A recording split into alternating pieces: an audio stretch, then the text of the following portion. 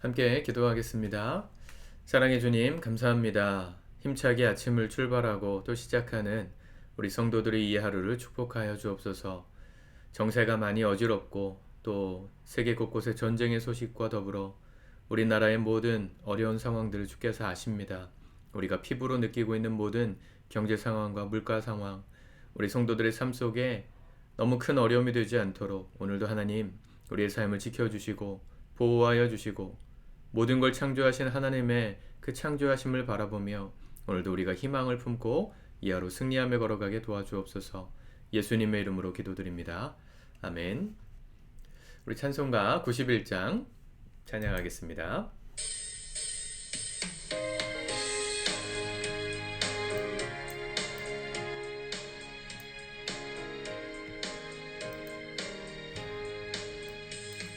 슬픈 마음 있는 사람 예수 이름 믿으면 영원토록 변함없는 기쁜 마음 얻으리. 예수의 이름은 세상의 소망이요 예수의 이름은 전국의 기쁨일세. 거룩하신 주의 이름 너의 방패 삼으라. 환난 시험 당할 때에 주께 기도드려라. 예수의 세상의 소망이요 예수의 이름은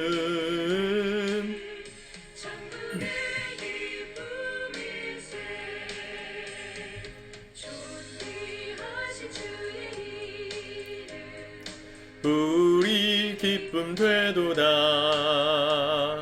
주의 품에 안길 때에 기뻐 찬송 부르리. 예수의 이름은 세상의 소망이요 예수의 이름은 전국의 기쁨일세.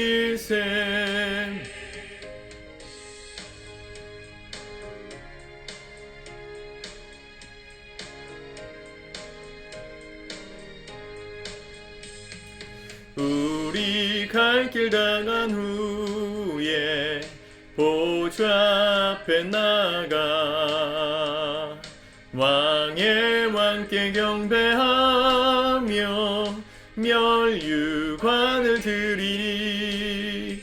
예수의 이름은 세상의 소망이요 예수의 이름은 전국의 기쁨일세. 아멘. 오늘 하나님 말씀은 시편 137편 말씀입니다. 같이 읽고 묵상하겠습니다. 137편. 우리가 바벨론의 여러 강변 거기에 앉아서 시온을 기억하며 울었도다. 그 중에 버드나무에 우리가 우리의 수금을 걸었나니 이는 우리를 사로잡은 자가 거기서 우리에게 노래를 청하며 우리를 황폐하게 한 자가 기쁨을 청하고 자기들을 위하여 시온의 노래 중 하나를 노래하라 함이로다. 우리가 이방 땅에서 어찌 여호와의 노래를 부를까? 예루살렘아, 내가 너를 잊을진대 내 오른손이 그의 재주를 잊을지로다. 내가 예루살렘을 기억하지 아니하거나 내가 가장 즐거워하는 것보다 더 즐거워하지 아니할진대 내 혀가 내 입천장에 붙을지로다. 여호와여, 예루살렘이 멸망하던 날을 기억하시고 에돔 자손을 치소서. 그들의 말이 헐어버리라 헐어버리라 그 기초까지 헐어버리라 하였나이다. 멸망할 딸 바벨론아, 내가 우리에게 행한 대로 네게 갚는 자가 복이 있으리로다. 내 어린 것들을 바위에 메어치는 자는 복이 있으리로다. 아멘. 시편 말씀 중에 가장 중요한 주제 중에 하나는 이 현실에 닥친 고통에 대한 하나님께 대한 탄원입니다. 눈물의 탄원. 어찌하여 하나님 악인이 득세하는 걸 보십니까? 하는 그런 하나님 앞에 여호와여 일어나소서, 대적들을 물리치소서 탄원하는 그런 시들이 있는 게 특징이고요. 또 한 가지의 특징은 죄에 대한 눈물 어린 회개, 그리고 또 하나님 앞에서의 다짐, 이 슬퍼하는 이 애가입니다. 오늘 말씀의 배경을 알 수 있는 말씀이 1절에 나오죠. 우리가 바벨론의 여러 강변 거기에 앉아서 시온을 기억하며 울었도다. 바벨론의 여러 강변에 유대인들이 앉았었던 때가 언제입니까? 이 북이스라엘과 남유다가 완전히 멸망하고 바벨론의 포로로 끌려갔던 그때, 여러분들이 잘 아는 인물로 따지면 다니엘과 세 친구 같은 사람들 포로로 끌려갔죠. 바벨론 강가 얼마나 많이 울었을까요? 고향을 생각하며 울었을 거고 헤어진 가족들을 생각하며 울었을 겁니다. 그래도 믿음으로 살았던 다니엘과 세 친구 같이 끝까지 하나님을 바라보면서 신앙을 유지했던 사람들이 나중에 때가 차서 70년 후에 이 예루살렘을 재건하러 다 돌아오죠. 그 사이에 70년이란 시간은 참 고통스러운 시간이었을 겁니다. 우리나라도 일제의 침략에 의해서 식민살이를 할 때 일본으로 강제 노동, 노역, 강제 노역으로 끌려가셨던 수많은 할머니 할아버지들이 계셨습니다. 지금 우리가 부를 땐 할머니 할아버지이시지만 그때는 다 꽃다운 청춘들이었습니다. 네, 아름다운 청년들. 그들이 끌려가서 가진 모욕과 가진 노동을 다 당했습니다. 하시마 섬에 끌려가서 지하 탄광에서 뜨거운 지열이 40도가 넘는 그곳에서 이 탄을 캐는 일을 하다가 눈이 지금 완전히 멀어버린 할아버지의 인터뷰를 본 적이 있는데, 거기서 먹을 것이 없어가지고 늘 배고프다 엄마가 끓여주시던 보리밥 한 덩이만 먹었으면 좋겠다 하는 생각을 본인뿐만 아니라 거기 있는 모든 젊은 어린아이들이 다 그렇게 추억하면서 울었다는 얘기를 하는 걸 본 적이 있습니다. 여러분, 우리가 지금 이렇게 멀쩡하게 산다는 게 사실은 당연한 은혜가 아닙니다. 하나님의 축복이고 보호하심입니다. 그런데 이 보호하심이 영원히 계속될까요? 그러지 않을 수 있어요. 하나님은 당신이 택하신 이스라엘 백성들도 죄로 인해서 하나님을 떠나니까 그들을 심판하셨고 그들에게 고통을 주셨습니다. 물론 이렇게 말한다고 우리가 인생에서 당하는 모든 고통이 죄의 결과다 이렇게 말하는 것도 잘못된 거지만, 때로는 하나님이 우리에게 그 고통을 우리를 깨닫게 하시기 위해 허락하실 때도 있다는 걸 기억하셔야 합니다. 이스라엘 백성들에게도 하나님이 심판을 주셨다면 이방인인 우리는 오죽하겠습니까? 그 이야기를 하는 것이 사도 바울의 로마서입니다. 로마서 말씀에서 유대인들이 하나님을 버리고 등을 돌림으로 이 복음의 빛이 이방을 향해서 비추게 되었다. 그래서 이방인인 너희가 그리스도를 믿고 알게 되었다. 그러나 너희도 언제든지 떨어질 수 있다. 이 접붙임을 한 이 올리브 트리 이야기를 하면서 얘기하잖아요. 참 감람나무인 이스라엘 백성들도 하나님이 아끼지 않으시고 잘라버리셨다면, 그리고 그 잘라버린 뿌리에 돌 감람나무인 이방인들을 접붙이셨다면, 이방인들이 교만해서 하나님을 버리고 함부로 행할 때 그 돌감람나무를 어찌 아끼시겠느냐, 그렇게 말씀했어요. 우리 모두는 사실 이방인으로서 하나님을 만난 사람들이죠. 우리가 하나님의 은혜를 받은 것은 놀라운 축복입니다. 그런데 그 은혜를 어느 순간 우리가 잃어버리고 살진 않습니까? 대한민국 영적인 축복 가장 많이 받은 나라입니다. 20세기에 영적인 축복 가장 많이 받은 나라, 경제적인 축복 가장 많이 받은 나라, 우리나라죠.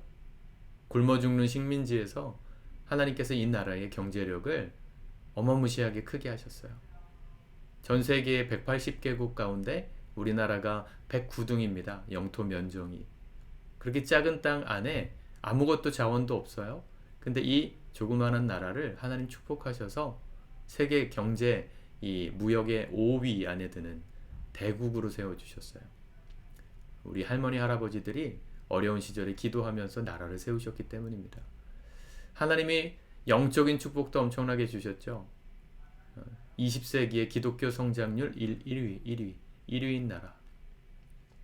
기독교 성장률 1위일 뿐만 아니라 미국 다음으로 세계의 선교사를 가장 많이 파송하는 선교의 대국이 되게 하셨습니다. 근데 이건 어디까지나 우리 기성세대들, 지금 50대 후반 이상 되시는 우리 어르신들이 누렸던 축복이에요. 지금은 어떨까요?